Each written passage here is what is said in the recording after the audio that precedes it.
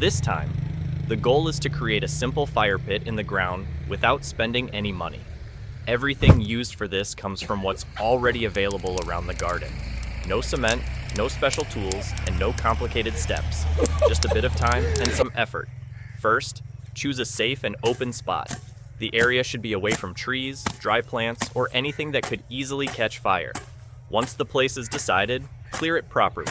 Remove grass, weeds, stones, and loose soil. Try to level the surface as much as possible so the fire pit sits evenly. A flat base makes the whole structure stronger and cleaner looking.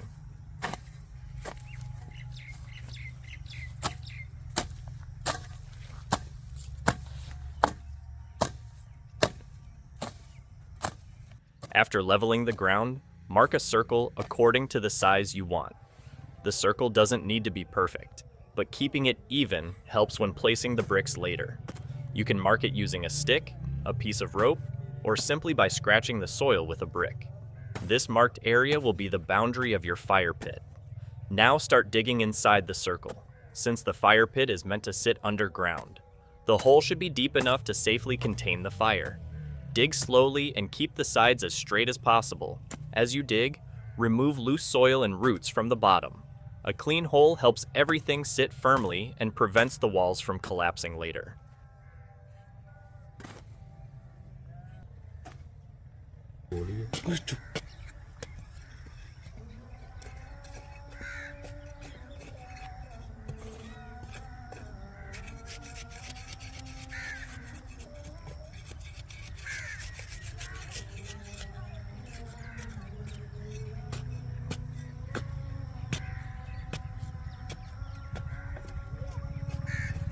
Once the hole is ready, collect old bricks from around your backyard or garden. These can be unused, broken, or leftover from previous work. Place the bricks vertically around the inside edge of the hole. Arrange them tightly in a circular shape so each brick supports the next. This layer acts as the main wall of the fire pit and protects the soil from direct heat.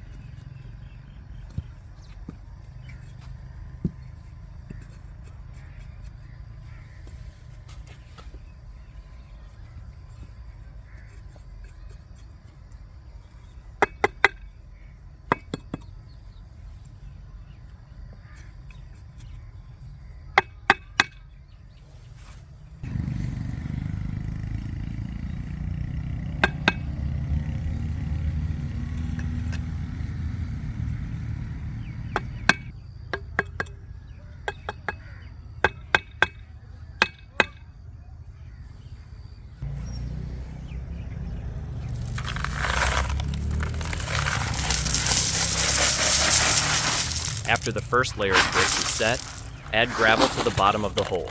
Spread it evenly and press it down firmly. Gravel helps water drain out and improves airflow, which makes the fire burn better. It also protects the base of the pit from turning muddy after rain.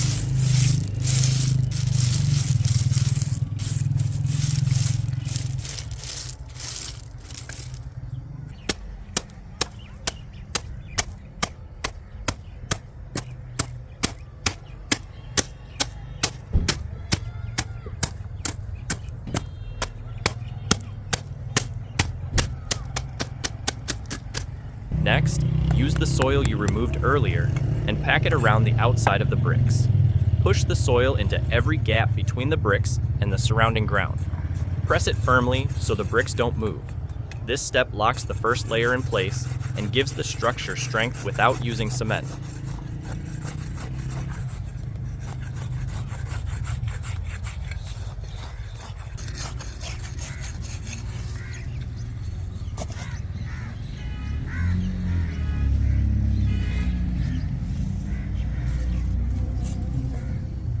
Now place another layer of bricks on top of the first one. This second layer should sit slightly above ground level. Stack the bricks carefully so they align with the layer below. This added height helps keep the fire contained and gives the pit a finished look. Fill all the spaces between these bricks with soil again, pressing it in tightly.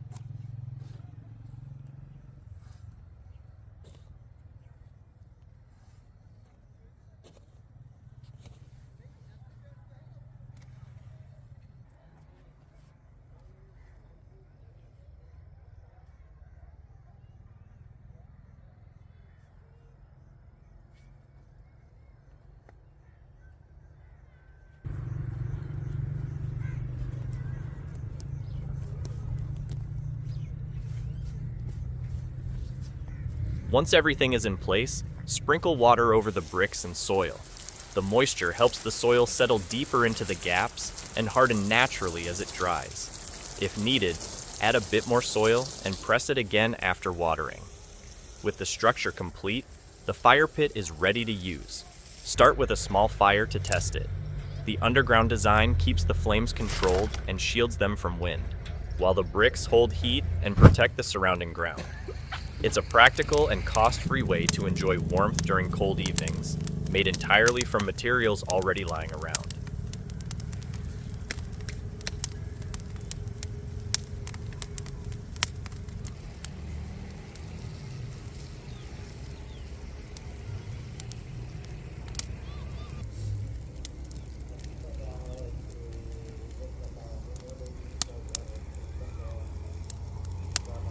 This time, the goal is to set up a simple outdoor light that can stay outside without getting damaged by rain or moisture.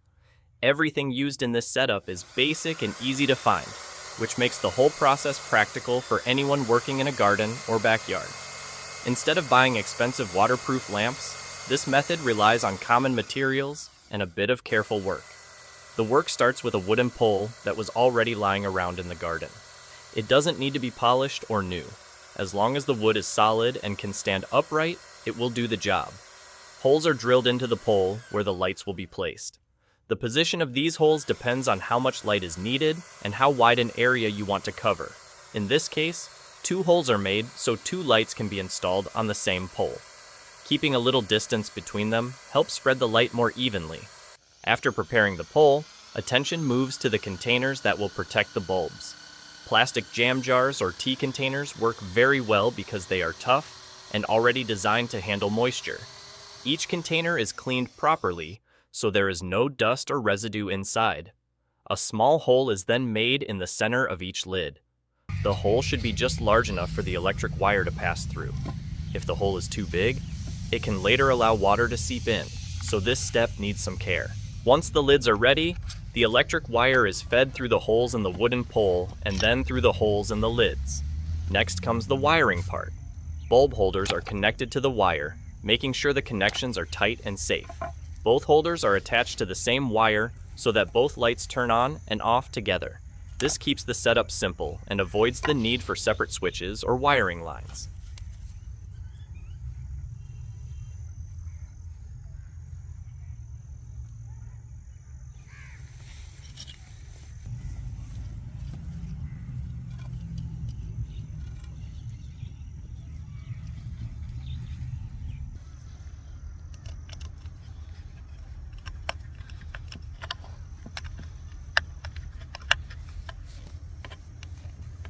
The holders are then fixed close to the lids so they stay stable and do not hang freely.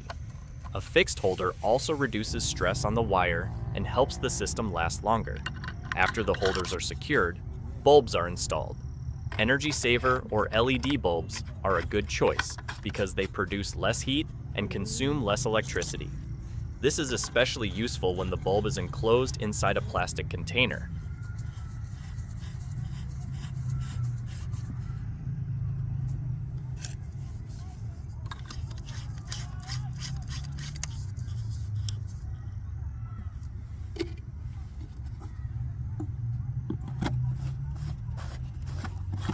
Once the bulbs are in place, the plastic containers are screwed onto the lids. At this point, the bulb and holder are fully enclosed inside the container, forming a sealed space that protects them from rain, dust, and insects. When the setup is complete, the result is easy to see. The bulbs sit safely inside the containers, and there is no direct exposure to water from any direction. Even if it rains heavily, the water runs off the container instead of going inside. The clear plastic allows enough light to pass through, so the brightness remains useful for lighting garden paths, vegetable beds, or small outdoor work areas.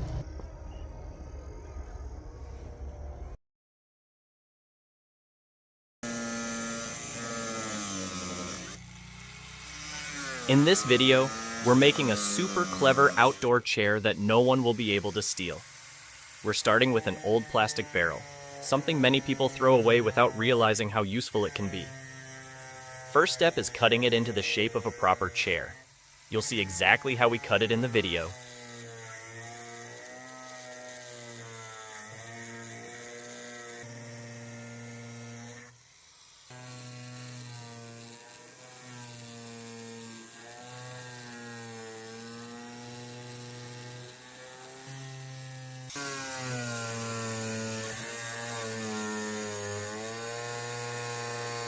So follow along and take your time.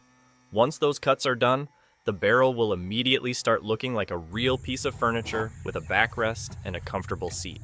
Now, before we move any further, it's important to put this chair exactly where you want it to stay.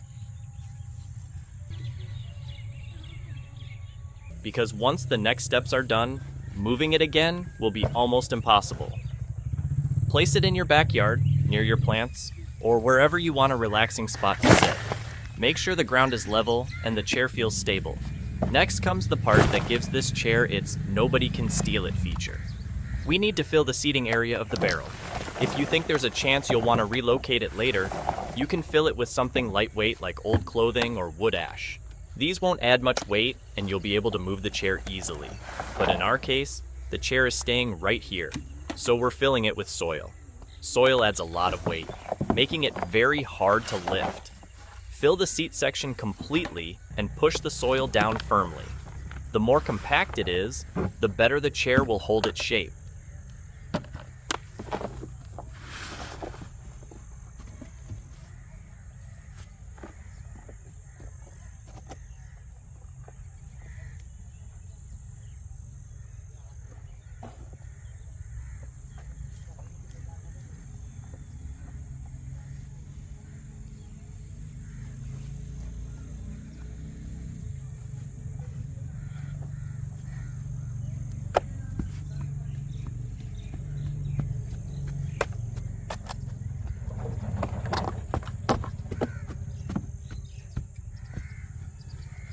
Now, we take another recycled piece, the bottom section of an old broken water tank.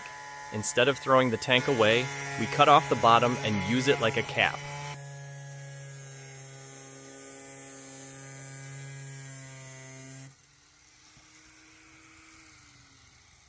This piece goes right on top of the soil in the seating area. Press it down nicely so it stays in place. It will help keep the soil contained and provide a flat sitting surface. To lock everything in even more securely, we're adding gravel around the edge of the tank bottom where it meets the barrel.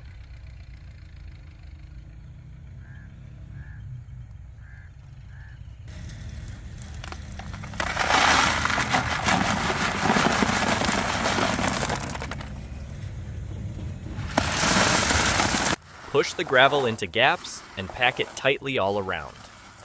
That gravel works like a natural anchor, making the whole structure more solid and preventing any wobbling or shifting. With the seat area finished and locked down, the final step is shaping the barrel so it looks like a proper chair.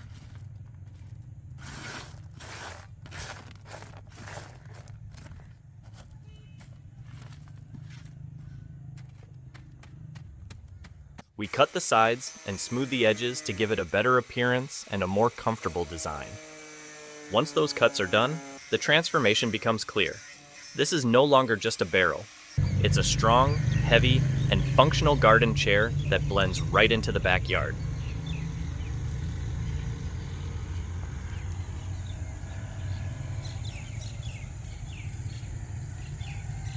These plastic bottle bird feeders are a fun and clever way to reuse something that would otherwise be thrown away. The process starts with collecting a couple of empty bottles, making sure they're washed and dry so the seeds remain fresh longer. Removing the labels gives a clear look at the seeds inside, which attracts birds more quickly because they can instantly see the food source. Once the bottle is prepared, the real crafting begins. Instead of cutting holes all at once, the first focus is on creating secure perches for birds to sit on. A hot iron rod is the perfect tool for this task. When heated, it melts the plastic cleanly and makes smooth holes without causing the bottle to crack. 2 holes are melted opposite each other near the lower section of the bottle. Then a small wooden stick or even a scrap piece of branch is pushed through. The stick extends on both sides. giving birds a balanced place to land. After that, a second set of holes is melted slightly higher up, allowing a second perch. This gives space for more birds to use the feeder at the same time, which is always a welcome sight. Only after the perches are securely inserted are the feeding holes created. These are placed just above each stick, close enough for the birds to reach the seeds effortlessly while sitting. Using the heated iron again, small, neat openings are melted into the plastic. They should be large enough for the beak to collect grains, but not so large that seeds spill out freely. This careful placement and sizing make the feeder efficient, letting seeds flow only when birds are actually feeding.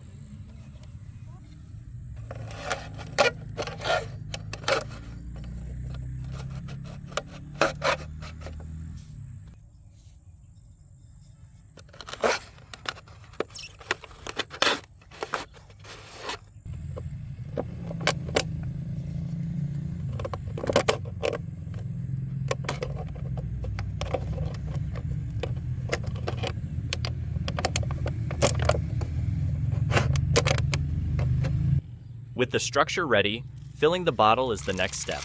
Any safe bird-friendly grain works: millet, wheat, crushed corn, or a mix if available. A funnel makes filling easy, though pouring slowly directly into the bottle works too. As the seeds settle inside, they create a natural downward flow so that each time a bird eats from the hole, more seeds slide into reach.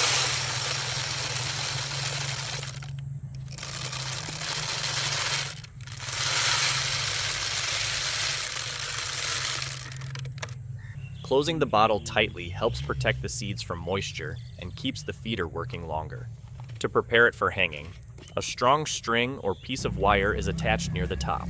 This part needs solid support, especially when the bottle is full and heavier. Once that's secure, the feeder can be hung on a branch, hook, fence top, or anywhere birds already like to visit. A calm area away from predators or too much human movement is ideal, because birds will approach more confidently if they feel the spot is safe. After hanging it, the feeder immediately becomes a tiny food station. Birds explore the perches, test the openings, and once they discover the available food, they return regularly. The simple gravity-fed design means the feeder doesn't need complicated adjustments or special maintenance. Refilling it takes only a moment, and the overall construction stays intact for a long time. This kind of project adds a bit of practicality to the environment. It uses only leftover bottles, spare sticks, a hot iron tool, and seeds that are easy to find. The final result is sturdy, functional, and surprisingly effective. It's amazing how quickly birds adapt to it and how perfectly the bottle works as a feeder once the holes and perches are in place.